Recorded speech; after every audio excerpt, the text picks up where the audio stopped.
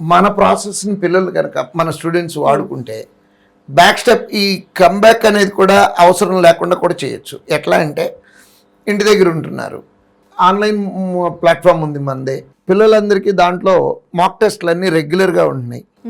ప్రతి ఇంటి దగ్గర కూర్చొని ఇవాళ ప్రతి స్టూడెంట్ దగ్గర మొబైల్ ఉంది, 2 GB రీఛార్జ్ ఉంది, ఇంటర్నెట్కి ప్రాబ్లం లేదు, మొబైల్ ఫోన్. ఏదన్నా మొబైల్ లేదు అంటే 1% 2% ఉన్నారేమో, కానీ most of the students mobile కంపల్సరీగా ఉంది.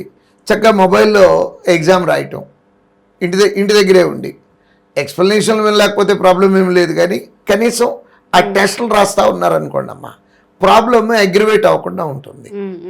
లేదు అసలు అది కూడా కుదరలేదండి అనుకుందాము, ఒక 4 months గ్యాప్ వచ్చింది, దాన్ని మనల్ని మనం మెజర్ చేసుకోవాలి. ఎలా మెజర్ చేసుకోవాలి? రాగానే అయిపోయి ఈ 4 months 5 months గ్యాప్ తర్వాత మళ్ళీ ఇన్స్టిట్యూషన్కి వచ్చి రీస్టార్ట్ వెళ్ళి ల్యాబ్లో కూర్చొని మాక్ టెస్ట్ రాసేయాలి.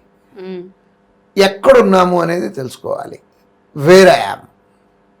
కొంత లాగింగ్ వస్తుందమ్మా, కానీ ఒకటి బ్యూటీ ఏంటంటే స్పీడ్ తగ్గుతుంది కానీ సబ్జెక్ట్ ఎక్కడికి పోదమ్మా, గుర్తుంటుంది. ఎస్, స్పీడ్ ఎంత తగ్గింది అనేది జాగ్రత్తగా చెక్ చేసుకొని రిపీటెడ్గా మాక్ టెస్ట్లు, అంటే మనం ఎగ్జామ్స్లో రీ ఎగ్జామ్ అనేది కూడా ఇస్తాము. ఎంత ఎక్కువ ప్రాక్టీస్ చేస్తే, అంటే ఆ 4 నెలల దాన్ని మళ్ళీ చెప్తున్నాను, సబ్జెక్ట్ పోదమ్మా. మా మీద మాకు నమ్మకం ఉంది, మేము టీచ్ చేసిన సబ్జెక్టు మర్చిపోవటం అనే పాయింట్ లేదు.